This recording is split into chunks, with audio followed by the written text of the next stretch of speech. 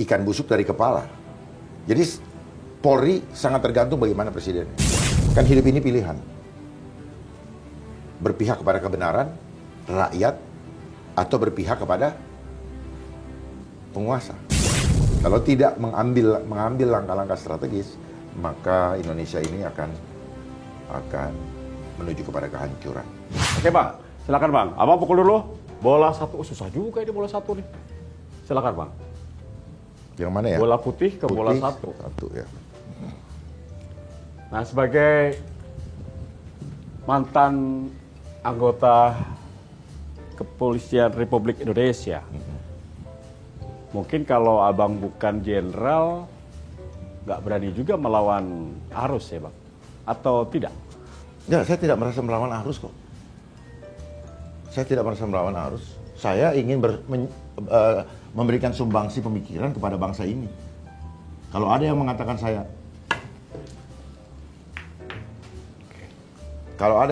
saya melawan arus, sebenarnya bukan karena itu, karena mereka merasa ada yang terganggu. Ya. Saya tidak berpikir bahwa apa yang saya sampaikan mengganggu kenyamanan orang. Ya, benar Bang, benar Bang. Oh, iya.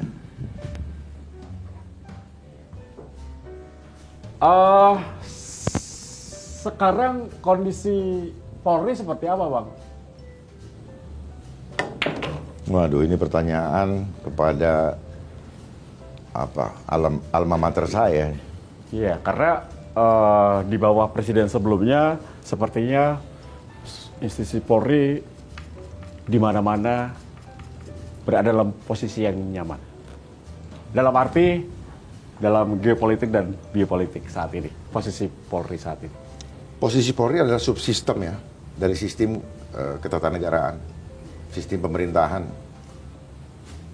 Polri ada hadir untuk sebagai alat negara.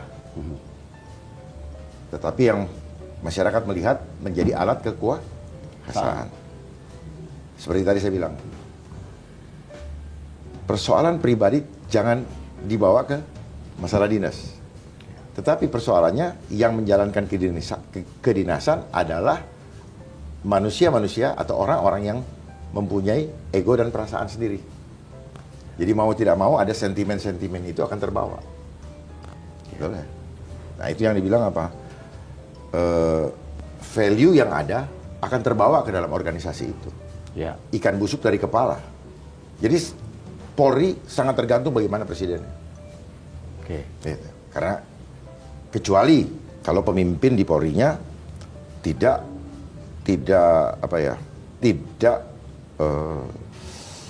peduli dengan dia dicopot atau tidak. Kalau dia masih peduli dengan dia jangan dicopot, otomatis dia ikut. Kan hidup ini pilihan. Berpihak kepada kebenaran, rakyat, atau berpihak kepada penguasa. Ya, kalau saya bandingkan dengan waktu Bang Dharma jadi wakil Saya di Badan BSSN. Cyber, Ya. BSSN. Apakah saat ini sudah jauh berbeda posisi situasinya? Sebenarnya prosesnya itu berkelanjutan. Jadi posisi saat ini itu adalah tongkat estafet. Ya. Tongkat estafet yang berkelanjutan. Jadi tidak ujuk-ujuk seperti ini, Pak. Ada proses-proses yang mendahului dan menyertainya sampai ke titik ini. Makanya Bang Dharma tahu masalah COVID itu adalah bagian dari serangan cyber. Awalnya kah?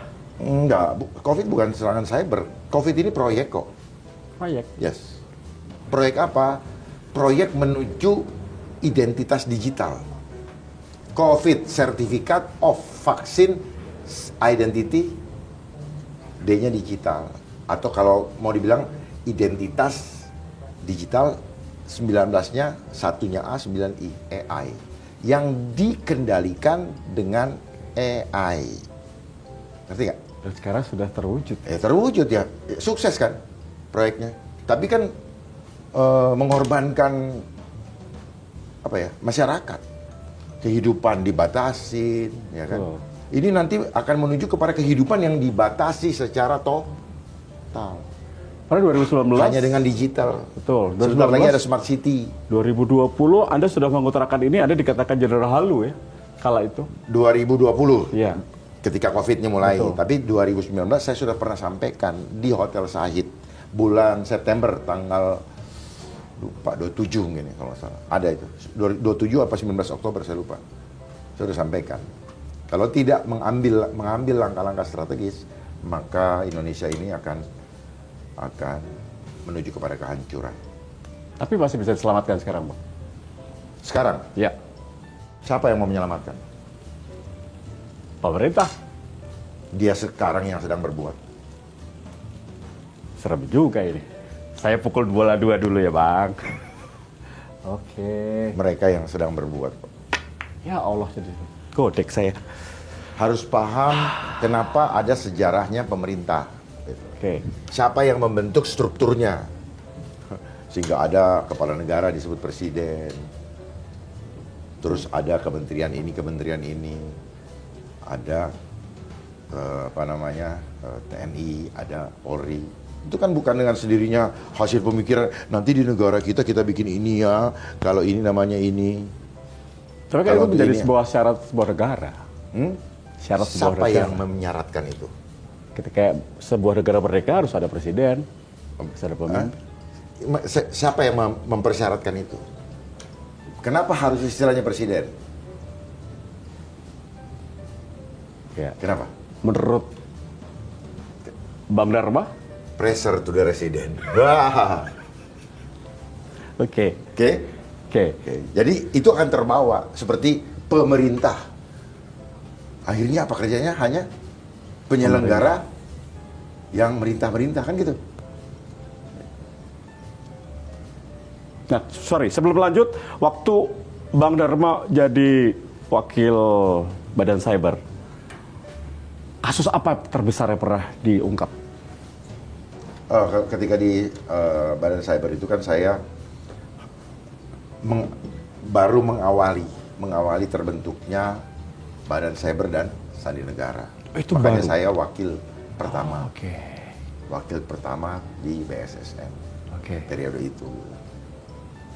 Jadi kasus pertama waktu itu di sana kita tidak menangani kasus, justru kita melakukan